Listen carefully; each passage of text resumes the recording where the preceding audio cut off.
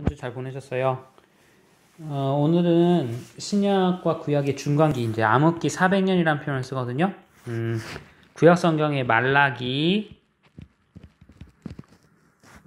신약성의 처음 시작인 마태복음. 엄밀히 말하면 마태복음은 아니고요. 마가복음이라고 하는 표현이 맞아요. 마가복음. 요 사이. 그러니까 성경이 계속 구약 성경 창세기부터 해서 쭉 써졌잖아요. 근데 성경이 써지는 방법이 뭐예요? 결국 하나님이 계시, 특별 계시, 직접적으로 말씀하시는 거잖아요. 직접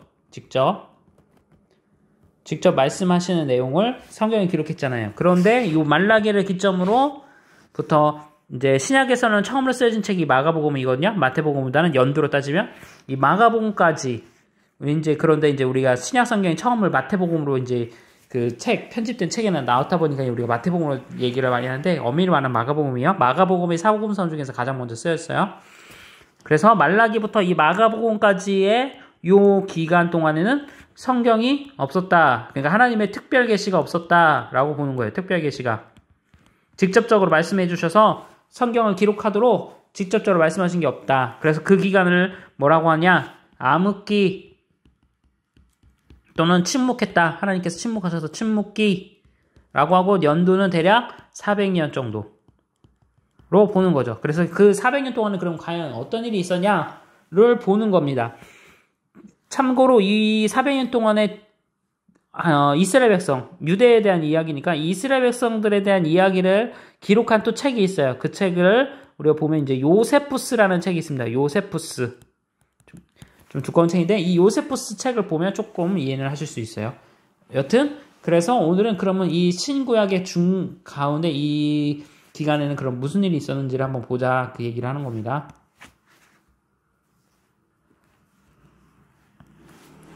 볼게요. 자, 좀 읽겠습니다.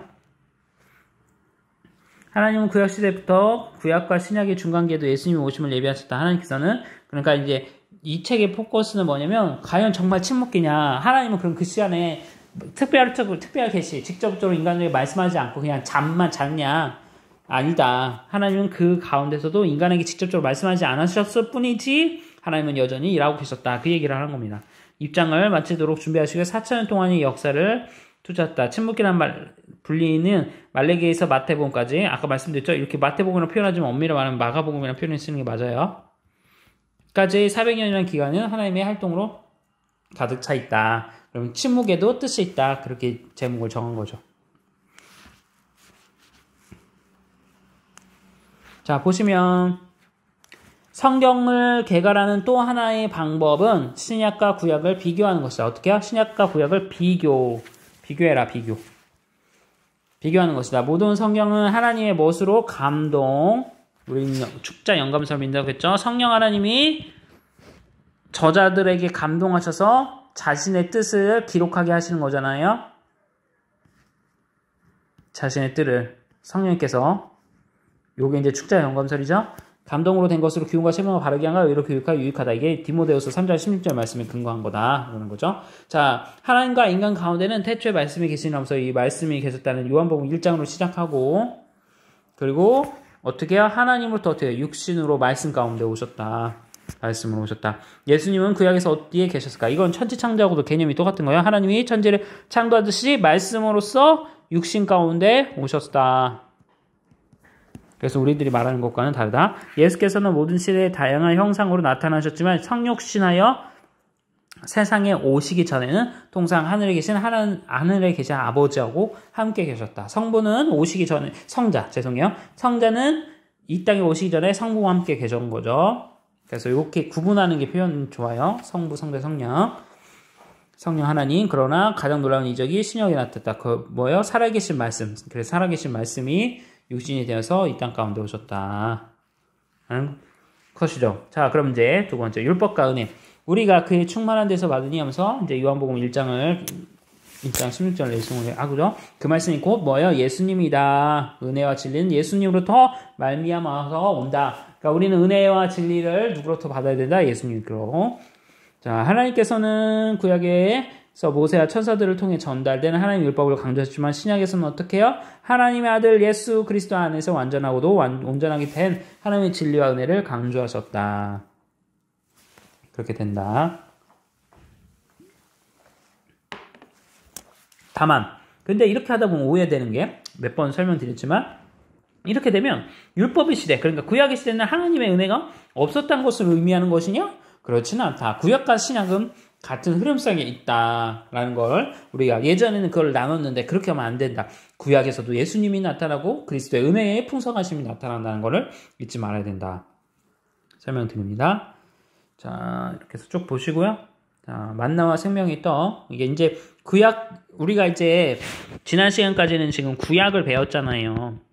구약을 배웠고 지금 뭐를 배울 거냐면 신약으로 이제 넘어갈 거예요. 다음 주부터. 그러니까 이 구약과 신약이 관계가 어떤 건가? 관계가 뭐냐? 그러니까 그 넘어가는 과정. 그래서 구약과 신약의 관계를 살피고 그럼 그 관계를 살피기 위해서 무엇을 또 살펴야 되냐? 신약의 내용들을 계시의 말씀들이 바로 안 나타나니까 이 중간기인 침묵기에 대한 내용들을 살펴야 되겠죠? 그러니까 그 내용을 지금 이번 과에서 살피는 거예요. 구약과 신약의 관계, 구약은 어떤 메시지를 전했고 그 메시지가 신약에 어떻게 나타나는지 그리고 그 가운데 있었던 이 침묵기는 하나님께서 어떻게 역사하셨는지를 설명해 주는 게 바로 지금 이번 8과다 보시면 되겠어요. 자, 비교, 관계를 설명한 거예요. 디모데 후서부터 쭉 설명되죠. 구약은 말씀이 하나님과 함께 계셨고 신약은 어때요? 그 말씀이 육신으로 오셨고 모세의 율법이었구만 여기는 은혜의 진리였고 만나와 죽음이었고 이게 생명의 떡으로 나타나고 돌판 위에 하나님의 말씀이 마음에 새기는 하나님의 말씀. 돌판에 새겼다면 이제는 마음판에 새겨야 되고 자 일시적으로 사라질 영광이었다면 더욱 커진 영원한 영광이고 하나님의 종으로서의 믿는 자들이라면 이제는 뭐요? 자녀로서의 믿는 자. 사실은 이미 아는 것처럼 구약에서도 이미 우리를 어떻게 해요? 자녀. 출애굽기에서 내용에서도 아니 출애굽기 아니라 죄송해요. 신명기에서 어떻게 배웠어요? 독수리가 새끼를 품은 같이 내가 너희를 어떻게 해요? 품었다. 그리고 또 이게 어디 나와요? 이사야서도 나오죠. 이사야. 품었다. 어떻게? 자녀. 그래서 자녀라는 표현 쓰잖아요. 내용이 이미 사실은 같은 내용이에요. 이게 표현들이 조금씩 다를 뿐이죠. 선지자를 통했고 그 아들을 통해 말씀하시고 수많은 제사장들이 있었고 영원한 제사장. 반복된 희생자가 됐고 영원한 단 한 번의 제사. 홍수로 멸망했지만 불로 멸망할 것이다. 라고 표현되어 있지만 이것도 지금 나오는 신학적인 정설로는 쉽게 말하면은 이제 그 예수님의 재림 때 또는 아마겟돈 전쟁 표현을 쓰는데요. 전쟁 때 이제 지구를 멸망시키실 때 안에 심판의 것에 대해서 표현할 때 불로 멸망하실 거다. 홍수, 물로 멸망하신 것처럼 그렇게 할 것이다라는 해석이 있는데 이것도 다 맞다? 그렇지 않다. 틀리다. 이것도 조금 신학적인 내용에 따라 다를 수 있다. 다만 불심판이 있기는 하다. 반드시 있기는 하지만 요것이 지구 멸망과 관련된 거다라고 볼 수는 없다라고 보시면 되겠어요. 자, 그러고 내용. 요거 만나잖아요. 만나 표현을 한 거죠. 만나 갖고 뭐예요? 예수님의 말씀. 이거 제가 한번 설교했어요. 오병이어 관련된 설교할 때 제가 설명드렸어요. 자, 난 하늘에서 내려온 떡이 이렇게 해서 만나를 먹어야 된다. 그러면서 이 만나가 신약에서는 어떻게 넘어왔는지 보여주고 있고요. 돌비석. 우리 이거 살피는 거예요. 이거 지금까지 했던 거. 돌비석은 돌에다 씻기면 새기지만 지금 어디에다 새겨야 된다? 마음판에 새겨야 된다. 마음판에. 자, 그러니까 여러분들이 지금 하는 작업이 뭐예요? 여러분의 마음판에 하나님의 말씀을 다 새기는 거잖아요. 이렇게 마음판에 새기는 게 다른 게 아니라 말씀을 듣고 들은 말씀대로 행동하고 순종하고 그러고 그것을 다시 되새겨보고 그렇게 못하는 것들에 대해서 하나님께 죄송한 마음을 갖고 회개하고 용서를 구하고 다시 힘과 용기를 얻어서 못했던 말씀을 또 다시 살고자 하면서 어떻게 해요? 그 성화의 과정을 강조하는 거. 이것을 이야기하는 것이죠. 5번은 일시적인 영광. 바울은 정죄의 직분도 영광이 있은즉 의의 직분이 더 영광이 넘치라 하면서 설명을 쭉 하면서 일시적인 뭐예요? 모세가 갖췄던 리더자로서 역할, 제사장의 역할, 이게 나오죠? 직분들, 그런 것들이 사라지만 영원한 영광이 나타난다. 그것이 우리가 어떻게 하늘나라에 가서 쌓일 그 상급과 보혈의 공력 가운데 예수 그리스도의 영광이 우리에게 나타난다를 보시면 되겠죠. 그래서 모세의 영광은 잠시 잠깐이지만 예수님의 영광은 영원하고 그 영광이 우리에게도 은혜로 나타난다. 의의 내용. 자, 그 다음에 종이냐 자녀냐. 사실 우리가 처음에는 죄인이었죠. 죄인, 원수, 하나님과 누구와? 하나님과 원수 관계였지만 그리스도의 은혜가 오고서는 어떻게 종의 개념으로 우리가 이해를 했다가 친구의 개념도 이해했다가 나중에 어떻게 해요? 자녀로서의 개념으로 더욱더 이렇게 나타나는 것들을 볼 수 있죠. 그래서 우리는 하나님의 자녀다 라는 거 그게 성경에 나오는 얘기고 자 여러 말씀과 한 말씀 자 옛적의 선지자들로 여러 부분과 여러 모양으로 우리 조상들에게 말씀하신 하나님의 모든 말씀은 모든 날 마지막에 아들에게 우리에게 말씀하셨었는데 이 아들을 만유의 후사로 세우시고 또 저로 말미암아 세계를 지으셨느라 하면서 쭉 설명하고 있죠. 그러니까 구약에서는 예수님에 대한 많은 예언의 말씀들이 있었는데 결국은 그것이 뭐예요? 예수님이라는 한 말씀으로 신약에 나타난다. 이렇게 설명드리는 거죠. 자, 구약시대에는 몇 명? 16명의 선지자들이 사역했고요. 17권의 성경이 기록했어요. 예레미야 선지자 두고 뭐예요? 예레미야 이게 얘가 이들 외에도 선지자 직분을 담당했던 이들이 몇 명? 최소 20명이 넘었다. 그들 가운데 엘리야 선지자는 하나님의 메시지를 기록했지만 아쉽게도 그 내용은 우리에게 전달되지 않고 있다. 그러니까 엘리야도 성경을 썼다는 거예요. 근데 그 성경이 우리한테는 어떻게 해요? 지금 전달은 안 되니까. 엘리야서가 없잖아요. 엘리야서. 엘리야의 그 사역과 그 내용들이 기록되어 있는 열왕기 상에 대한 내용은 있지만 엘리야가 하나님으로부터 받은 말씀을 갖고 기록한 책이 우리에게 전해지지 않고 있다. 그 얘기예요. 아마 이것도 진본을 찾으면 있을 수 있겠으나 우리가 찾지는 못한 거죠.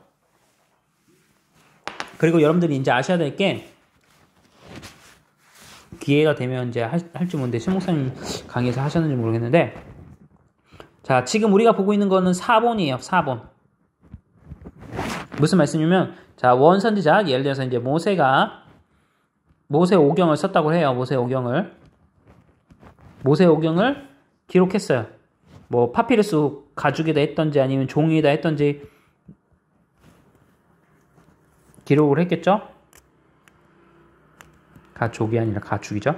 가죽이 됐던지 종에다 뒀던지 아니면 뭐 돌판에 뒀던지 원래 처음으로 하나님부터 메시지를 받았을 거 아니에요? 특별계시로 직접. 그럼 그걸 기록했을 거 아니에요? 근데 그 기록한 원본, 진본이 있을까 안 없을까요? 없어. 이미 소실돼서 못 찾아. 그리고 어디 있는지도. 자, 그런데 여러분들 알고 있는 것처럼 이 원본이 없어질 수 있으니까 어떻게 해요? 카피를 뜨겠죠. 사본. 왜? 한 개로 놔서는 원본이 소실되면 난리 나니까. 지금처럼. 그러니까 사본을 떴을 거 아니에요? 성경들을. 자, 여러 사본들이 있어요. 그런데 이걸 이제 사본학이라고 해요. 성경신학에서. 그런데 사본들이 여러 사본들이 있을 거예요. 뭐 A라는 사본, B라는 사본, C라는 사본 있을 거예요. 우리가 이제 여러분들이 성경 필사를 한다고 생각해 보세요. 성경 필사를 하다 보면 지금이야 이제 지우개가 있으니까 이렇게 쓰고서 틀렸네? 그럼 이걸 지울 수가 있잖아요. 근데 그 당시엔 지우개가 없어요. 그럼 어떻게 하겠어요? 그러면 이 부분을 없애고 또 다시 다른 걸 쓰던지 했을 거 아니에요. 이해되시죠? 그러면 요거랑 연결되는 점들이 분명히 있거나 또는 아니면 놓쳐버려서 없어졌을 거 아니에요. 그래서 A라는 사본을 보니까 원본하고 거의 비슷해요. 거의 99% 비슷해. 근데 B라는 사본은 이게 이렇게 틀리는 과정들 가운데 있다 보니까 이게 90%만 맞아. C라는 거는 너무 안 좋아. 그래서 50%밖에 안 맞아. 이해됐나요? 그러니까 이 원본을 카피를 뜬 이렇게 기록한 베끼기를 한 여러 가지 사본들이 있는데 그 사본들이 엄청 많단 말이에요. 근데 그 사본 중에 그러면 어떤 게 진본, 그러니까 가장 진본에 가깝냐를 연구를 할 거 아니에요. 학자들이. 그게 이제 사본학이에요. 그런데 이제 이것을 그러면 우리가 지금 보는 성경책은 원본에 의해서 나온 게 아니라 뭐에서 의해 나온 거예요? 요 사본의 중에서 나온 건데 그러면 여러분들이 이제 의아해 할 게 있어요. 질문을 할 게 있어요. 뭐냐? 여러 사본들 이렇게 사본인데 혹시 이 50%밖에 맞지 않은 이 사본으로 우리 성경이 지금 번역돼서 쓰여 있고 그 성경을 우리가 본다고 하면 우리가 믿을 수 있어요, 없어요? 못 믿죠. 왜? 원본이 유실돼서 말들이 달라지고 그 내용들이 달라졌는데 그러면 그걸 우리가 어떻게 신뢰해요? 신뢰할 수 없잖아요. 이해되셨나요? 그러면 우리가 어떤 것을 믿어야 될지 모르잖아요. 그래서 나온 방법이 뭐냐? 사본을 쭉 우리가 이제 발견했어요. 여러 사본들을. 그리고 그 사본들을 다 비교대조해요. 다 비교대조해서 어떻게 해요? 가장 공통적으로 나타나는 내용을 발췌하는 거예요. 그러니까 이거를 찾아내는 거예요. 찾아내는 거. 가장 공통적인 내용. 그렇게 해서 거의 99%의, 모르겠어요. 99%는 모르는데 말로 의하면 그러더라고요. 학자들이 말하면 거의 99%에 가까운 원본으로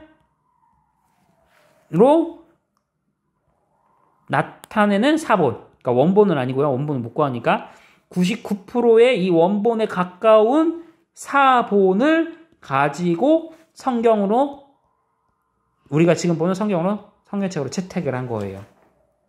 이해되셨나요? 이렇게 된 것이 이 내용 가운데 나타난다. 그런데 이거 가운데 또 그럼 어떤 것을 우리가 여러 사본들인데 어떤 것을 기준으로 갖고 그 사본들, 그러니까 제 말은 무슨 말이냐면 사본들이 여러 개 있는데 그 많은 사본들 중에 표본, 그러니까 요 사본, 그러니까 1번부터 100개의 사본이 있다고 생각을 해봐요. 100개의 사본이 있는데 그러면 이 100개의 사본 중에 우리가 신뢰할, 이 사본조차도 원본처럼 신뢰할 만한 사본을 우리가 선택하고 그 선택된 여러 사본 중에 공통점을 나타내서 가야 될 거 아니에요. 이해되시죠? 그 사본의 기준이 되는 것들이 몇 개가 있는데 그것이 바로 사도신경에 관련된, 가장 여러분들 이해하기 쉽게 설명하는 거예요. 사도신경에 관련된 이 신앙의 고백 틀 안에 전혀 문제가 없는 책들을 사본으로 인정을 해서 교회가 성경으로 작업을 한 겁니다. 이해되셨나요? 그 중에 이제 가장 대표적인 게 교회의 통일성, 교회의 됨에 대한 문제가 없는지, 이 책들을 우리가 선택하고자 하는 차본의 그 내용들이 성경을 우리가 교회로 섬기는 데 있어서 문제가 없는지. 두 번째, 예수님의 신빙성, 그러니까 예수님이 정말 하나님의 아들이시고 신성과 인성에 대해서 문제가 없게 만드는 것들인지, 그런 여러 가지 기준들, 그 기준들을 가지고 성경책을, 사본을 발굴했다, 그렇게 보시면 되겠습니다. 이해되셨죠? 그 이야기가 이렇게 쭉 설명되어 있다 겁니다. 그래서 이건 이제 엘리야가 쓴 책에 대해서 이야기하다가 설명해 드린 거예요. 그래서 원본 찾지 없다. 그다음에 제사장과 대제사장. 자, 예수님은 대제사장. 이거 히브리서 내용 아시죠? 이미 단번에 그가 자신을 직접 줄이심으로 우리가 이제 더 이상 율법 시대처럼 이렇게 계속 매번 양 잡고 하는 게 아니라 예수님의 이름으로 예배를 드리고 기도하며 그것이 우리가 참된 예배, 제사와 갖게 된다. 자, 덮는 것과 씻는 것. 뭐예요? 그리스도께서는 참 것의 그림자인 손으로도 만든 성소에 들어가지 않으시고 오직 하늘에 들어서 이제 우리를 위하여 하나님 앞에 나타내시고 대제사장이 해마다 다른 것의 피로써 성소에 들어간 것 같이 자주 자기를 드리려고 아니하시지니 하면서 이제 히브리서 말씀을 설명드렸죠. 그래서 우리 예수님이 대제사장이 되시고 단번에 죽으시고 대속죄일처럼 기억나시죠? 대속죄일 1년에 한 번씩 대제사장이 지성소로 들어갑니다. 죄가 없어야 되죠. 만약에 방울소리가 안 나면 어떻게 해요? 죽은 걸로 이해를 하는 거죠. 그래서 끌어당기는 장면. 나답과 아비후 기억나시죠? 나답과 아비후처럼 하나님 옆에 온전하게 나아가지 않으면 죽게 되잖아요. 근데 그 역할을 우리 예수님이 단번에 하심으로 우리가 예배 가운데 이제 나오게 됐다. 자, 속죄라는 말 뜻은 히브리어로 뜻은 게 뭐예요? 덮다, 의미가 있다. 우리를 속죄하셨다. 우리 죄를 용서하셨다. 덮어주셨다. 그렇게 내용을 보시겠습니다. 자, 그 다음에 홍수인가 불인가. 자, 이렇게 베드로 후서에는 보면 이런 내용이 있다. 이로 말미암아 그때 세상이 물은 넘침으로 멸망했을 때 이제는 하늘과 땅이 그 동일한 말씀으로 불사르기 위하여 간수하신 바 경건치 않은 데는 심판과 변호를 한다. 그러니까 불사른다는 거 표현하니까 불이구나 라고 이해할 수는 있지만, 자, 꼭 불로만 우리가 불타지는 않고 용암도 터지고 등등 그것도 큰 의미로 하면 불로 표현할 수는 있겠으나 그런 부분도 있다라고 하지만 왜 이야기가 조금 부족하냐? 우리 계시록 우리 봤잖아요. 계시록 7 대접과 그 내용들 보면 하나님께서 심판하실 때 불심판만 있지는 않잖아요. 오염되는 것도 있고 태양을 가리시기도 하고 다양한 내용들이 있기 때문에 단순하게 세상을 멸망했을 때 불심판한다 라고 그 일편적으로만 얘기할 수는 없다, 그 얘기를 드리는 겁니다. 그래서 내용 아시는 거니까 쭉 보시면 되고요.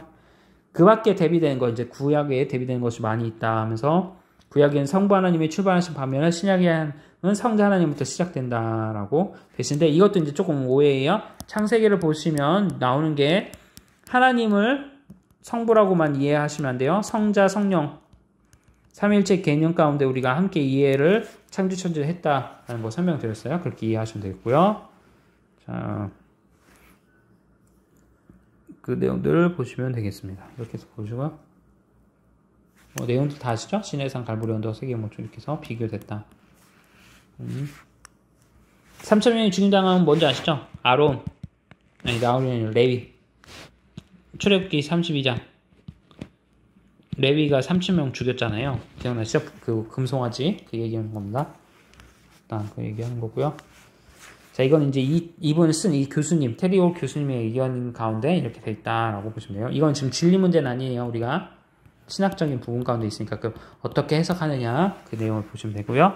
자, 신약에서 주목할 산은 갈보리 언덕이다. 구약은 전생일 동안 쭉 설명됐고 아시는 내용 여러분들이 마지막 아담인 신약의 그리스도를 죄를 대속하기 위해서다. 이것도 다 아는 내용. 자, 그 다음에 이제 많은 크리스찬들이 구약이 무지의 대륙이라면 신약의 중간기는 아마도 미지의 대륙일 것이다. 이제 침묵기 나오는 거예요. 침묵기. 이때를 침묵기. 왜 침묵기 하는지 잘 이해 가시죠? 하나님이 어떻게 특별 계시가 나타나지 않는 거예요. 계시가 없어요. 그래서 이렇게 됐다. 그리고 이거 마태복음이라고 이제 했는데 이거 배열상 지금 성경 배열상 마태복음이 있다 보니까 마태복음을 보지만 연도로 따졌을 때는 마태복음보다 뭐가 먼저 쓰였다? 마가복음이 먼저 쓰였다. 이거 이렇게 보시면 되겠어요. 마가복음. 자, 이것도 이미 아는 내용이죠? 아수르로 의해서 이제 다시 한번 복습하자면 우리 다니엘서를 통해서도 배웠고 여러 예언서를 통해서도 배웠어요. 이해 가시죠? 자, 이스라엘이라는 나라가 있었고 이스라엘 나라가 느호본과 여로본으로 나누죠. 기억나시죠? 북이스라엘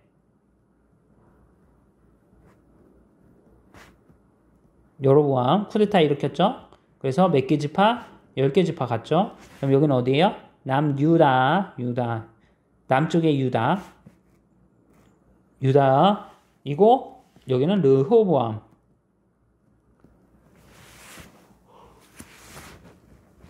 몇 개 지파? 2개 지파. 자, 기억나시죠? 유다 지파와 베냐민 지파. 자, 그렇게 되는데 북이스라엘은 어떻게 멸망했죠? 아수르에 의해서 멸망을 했고, 자, 그 다음에 남유다는 어디에? 바벨론에 의해서 아수르 역시 바벨론에 의해서 멸망을 했고 바벨론은 뭐에 의해서 멸망했죠? 메대에 멸망하고 메대는 바사 그 다음에 메대 바사 그 다음에 그리스 로마 이렇게 된다. 그래서 아수르는 아수르 제국 표현한 거고 자 바벨론 이해되시죠? 여기 나오죠? 페르시아 여기는 이제 메대 바사 기억나시죠? 메데 바사를 현대말로 하면 페르시아, 메데 바사, 그 다음에 그리스, 그 다음에 로마 이렇게 됐다. 그리스 제국 이때가 누구예요? 알렉산더 대왕. 대왕이 된 거. 그 다음에 그리스는 이 로마에 의해서 이렇게 멸망됐다. 그 이야기를 설명하는 거죠. 이해되시죠? 이해되시죠? 자, 그 내용도 우리 이미 배운 거예요. 자, 이 기간을 침묵기라고 부르는 까닭은 거니 선지자가 등장했다. 그러니까 선지자를 통해서 하나님께서 직접 계시하지 않았다. 그 얘기예요. 그렇게 됐고요. 그 다음에 중간기 고대 근동의 패턴. BC 900년경 아수르 제국이 고대 근동의 패권을 장했다. 설명드린 거. 그래서 북이스라엘이 몇 년에 멸망했죠? 북이스라엘 722년. 기억나시죠? 혼합정책 써서 2주 정책 했던 것도 알고 계시고 바벨론에 의해서 아수르의 세력은 BC 16년까지 됐고 신은 바벨론의 512년 새로운 패전 강자로 나타난다.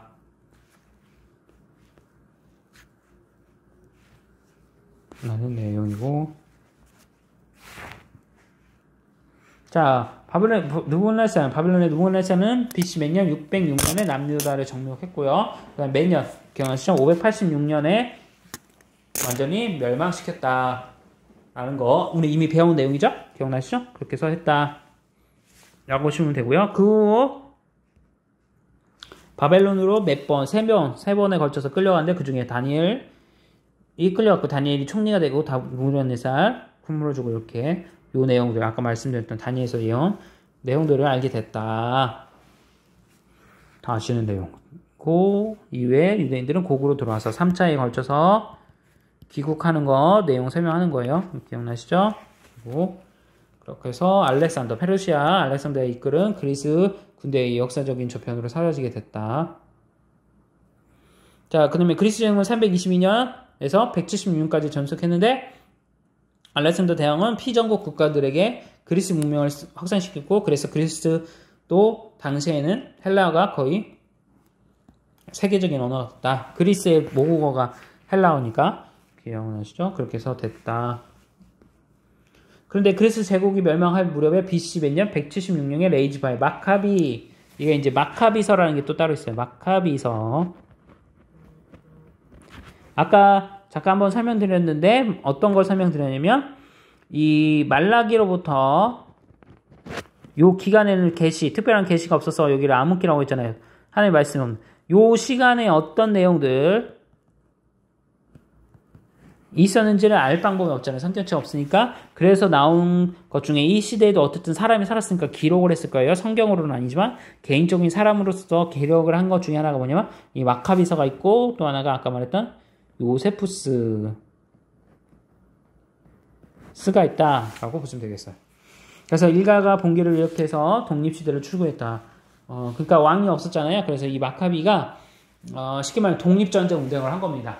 미국에서 독립전쟁 하듯이 영국과 프랑스부터 독립전쟁 하듯이 독립전쟁 운동을 마카비가 했다. 그리고 그 마카비의 내용을 적은 게 마카비서다. 그리고 여러분들 잘 알고 있는 BC, 그러니까 예수님 오시기 63년에 누가? 폼페이 장군이 예루살렘을 점령으로 시작된 로마 팔레스타인 지배는 약 몇 년까지? AD 500년까지 지속됐다. 자, 그리스도는 로마의 아우쿠티스 황제가 7세 당시에 태어나셨다. 이 아우쿠티스. 예수님이 언제 태어나셨나? 우리가 헤롯에 대한만 관심을 계속 갖고 있는데 로마 황제 아우쿠티스 때 나타났다라고 보시면 되겠어요. 시대적 흐름상.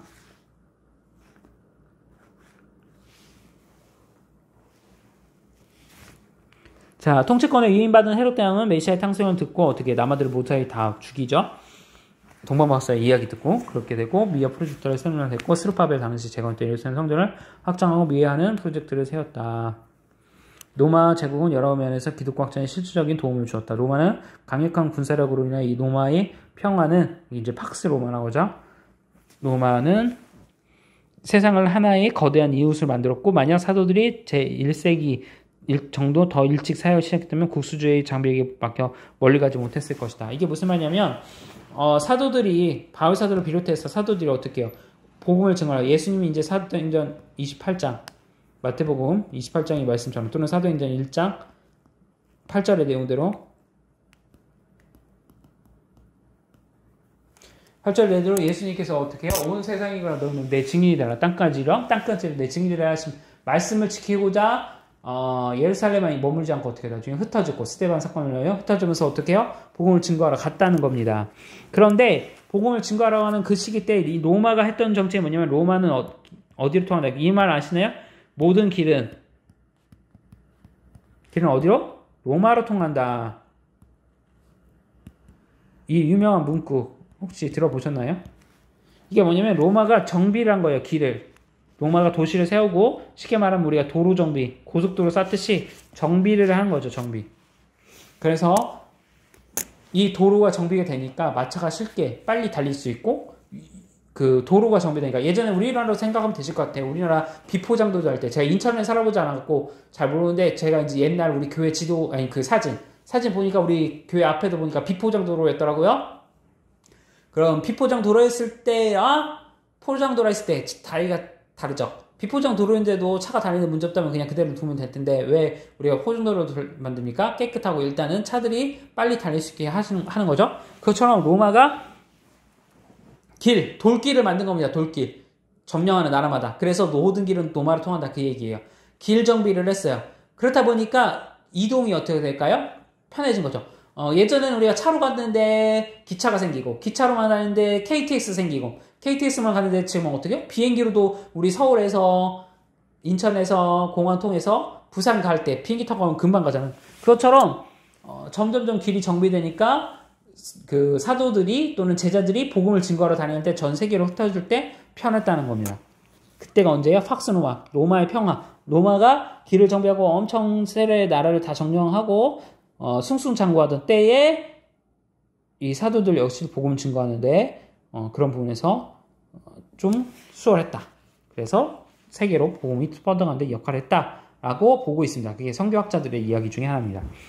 자, 그래서 결국은 평균 80km에서 50km에서 80km까지 걸어 다닐 수 있게 되었다. 이 시기 동안에는 사람들은 보편적인 세계 언어가 뭐예요? 헬라어에 있다. 성경 신약 성경에 헬라어로 써있죠? 그래서 헬라어로 된 거죠. 그리스 로마니까요. 그리스 로마의 자국 언어가 헬라어잖아요. 그래서 그렇게 되는 거죠. 헬라어를 사용했다. 그러나 로마는 극심한 경제의 불황을 시달렸고 백성들을 어린 자가 3명에 또는 2명꼴로 노예였고 6천만에 달하는 노예들로 인해 사회가 불황과 빈곤이 조장되었다. 하면서 이 로마가 어떻게 망해가는지를 보게 되는 거죠. 자, 그런 가운데 이제 바울이 로마서 1장에서 지적한 것처럼 로마 사회는 지속적으로 타락할 가장 가까운 데서 내려갔고 영적으로 잡신 숭배가 완전히 죽어 있었고 철학자들은 올리포스 산에서 거기 사는 모든 신들 때문에 몸 북적거렸다고 비아냥거렸다. 그러면서 로마는 새로운 지역을 정복하기 때문에 새로운 우상들을 들였고 그나마 로마의 정신을 지탱했던 헬라 철학을 자기 모순을 바친 빈혈 항저로 여겼다. 한편 여러 유대인들의 신앙은 유대인 반대파들의 틈바구니에 끼워 거칠레와 내분해로 변질됐다. 이렇게 설명되어 있습니다.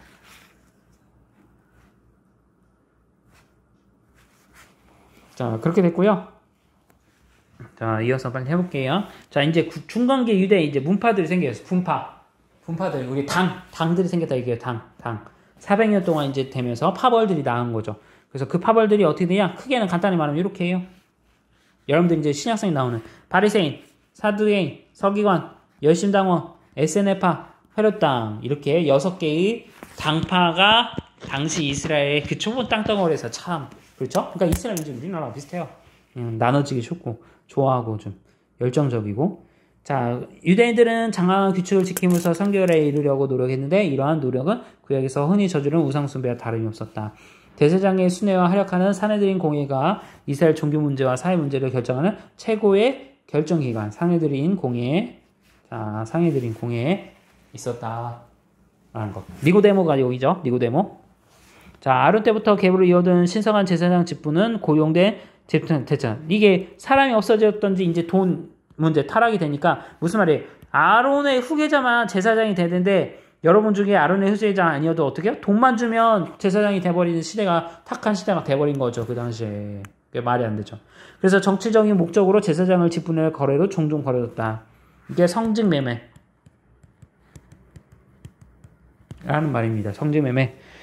자, 해당은 노마 제국 전체에 흩어져 사는 유대인. 그러니까 무슨 말이냐면 사도 바울이 복음 증거를 할 때 해당 가서 갔단 말이에요.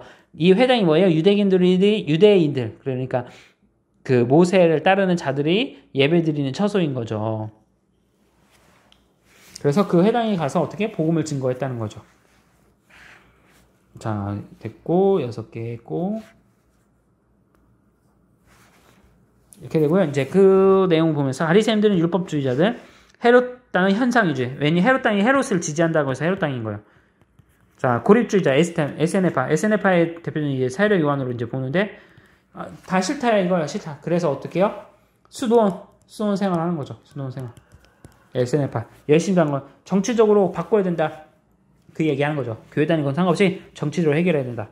전통주의 그러니까 과거의 전통을 따라 해야 된다. 그 얘기고 합리주의, 사두개인, 이성적인 판단. 그래서 사두개인들은 뭘 안 믿죠? 부활을 안 믿고 천사를 안 믿어요. 천사를 안 믿습니다. 내가 죽으면 끝! 땡! 이라고 보는 거죠. 그래서 그렇게 되고 분리자들 뭐 이렇게 됐다.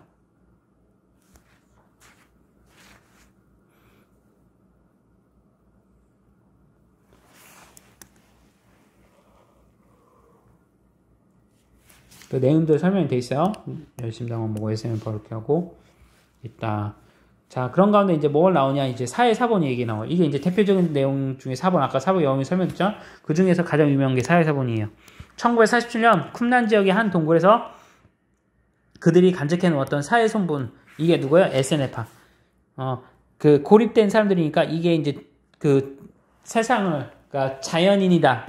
아시죠? 그 뭐라고 할까요? 다큐라고 하니까 프로그램 있잖아요. 나는 자연인이다. 그런 것처럼 산으로 가는 겁니다. 수도원으로. 근데 가서 어떡하냐? 그들이 한 게 있어요. 하나님께서 어쩌면 그들을 통해서 역사하시는 것 같아요. 하나님 그러니까 골고루 사용하세요. SNF파들이 그곳에 가서 성경을 어떻게 해요? 필사하는 거죠. 필사. 열심히. 그 얘기예요. 그래서 그렇게 해서 그들이 면맥을 이어나갔는데 그러다가 발견된 게 뭐냐? 사회사본이다. 그렇게 보시면 되겠어요. 사회사본. 그래서 이 내용을 토대로 이제 성경들이 나오고, 이제 이건 대표적인 사회사본이고, 바다 근처에서 발견했다고 해서 사회사본이고요. 그 지역 근처에서 뭐 이 외에도 많은 사본들이 있어요. 그래서 그 사본들이 있고, 그래서 SNF파의 사본에도 구약 중간기에 나온 중요한 문헌은 아마도 70인경 성경이다. 이것도 되게 중요한 성경이에요. 이게 뭐냐면 히브리어로 되어 있잖아요. 구약이 히브리어. 근데 이거를 그 당시 히브리 사람들이, 아니 그 이스라엘 사람이 히브리어를 못하니까 어떻게 해요? 번역을 하자. 뭘로? 헬라어로. 그래서 헬라어로 쓰여진 구약 성경. 이게 뭐예요? 70인경이다.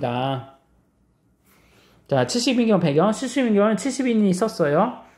자, 이름이 붙여진데 경우는 번역 작업에는 이스라엘 12지파를 각각 6명씩 해서 총 몇 명? 72명. 그러니까 12지파 중에서 12지파에서 6명씩을 책출한 거예요.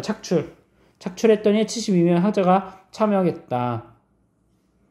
자, 히브리어가 사어이기 때문에 죽은 언어로 되어가고 있으므로 그 당시 주요 언어였던 뭐예요? 헬라어.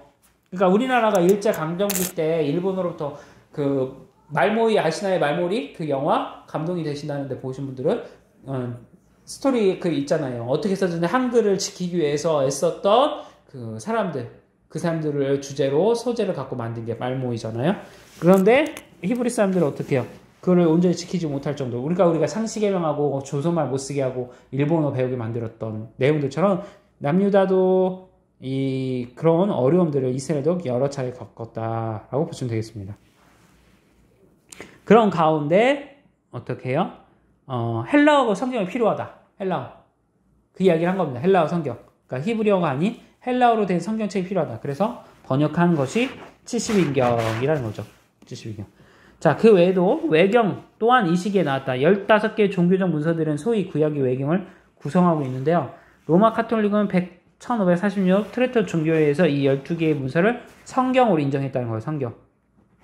성경으로 인정했다. 그러나 개신교에서는 어떻게 해요? 외경, 위경 다 무시해요. 개신교는 가경을 결코 66경에 포함시키지 않아요.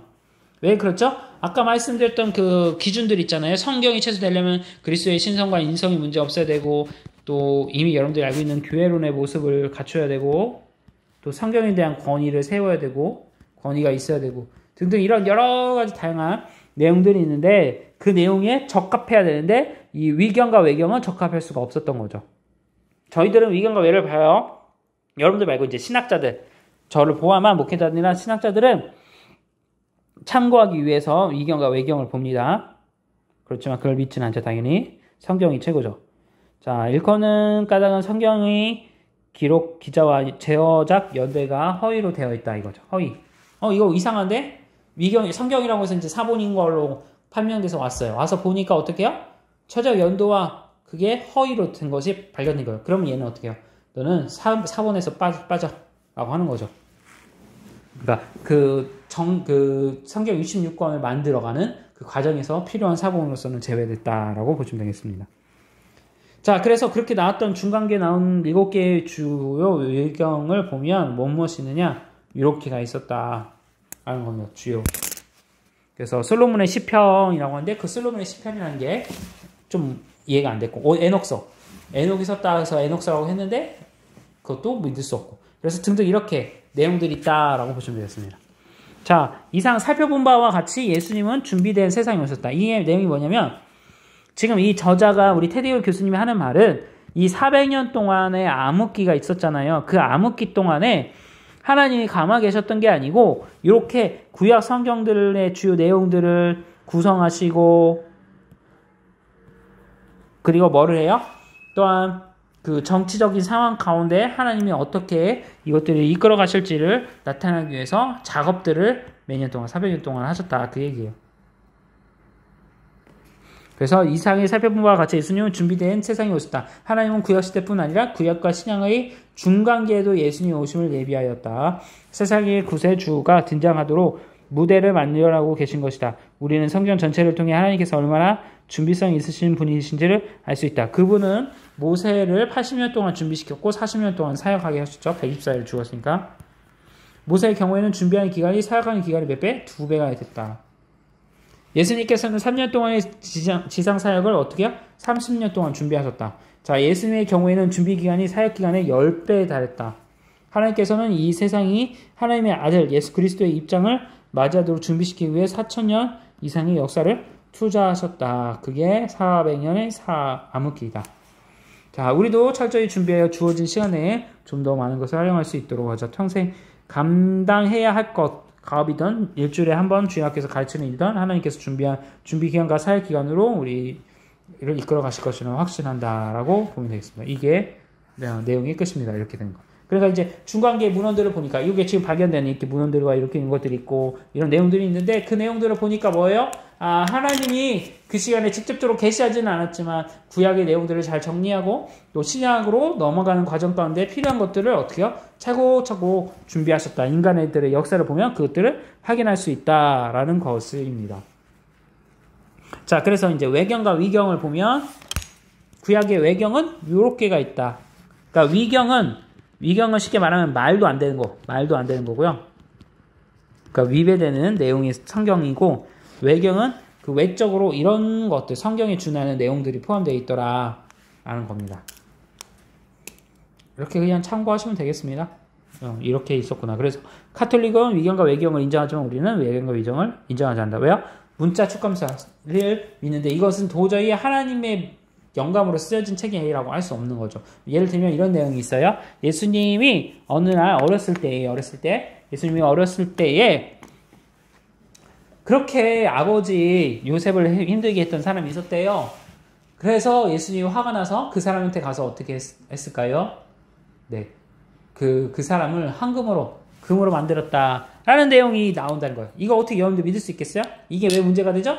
예수님은 그렇게 보복의 신으로서 나타나지 않아요. 예수님의 신성이 모독이 되는 거예요. 그런 부분들에서 이거는 기존에 다른 그 사본들에 쓰여진 예수님의 모습과는 너무 정반대인 거죠. 아, 이건 안 된다. 그러면 예수님의 성품, 사본에 나오는 공통적인 예수님의 성품, 성품에서 나오는 교회의 이론을 정립해서 그것을 기준으로 삼고 우리가 성경을 인정하자. 그 얘기를 하는 겁니다. 그래서 위경과 외경 이런 부분들이 있다. 그냥 참고만 하시고 그냥 소설책 읽겠다. 그런 식으로 읽겠다 하면 외경을 보셔도 재미있긴 합니다. 그렇게 해서 참고하시면 되겠습니다. 자, 오늘은 여기까지 하겠습니다. 수고 많으셨습니다. 이해 안 되신 분 있으면 언제든지 질문해 주시고요. 네, 고생하셨습니다.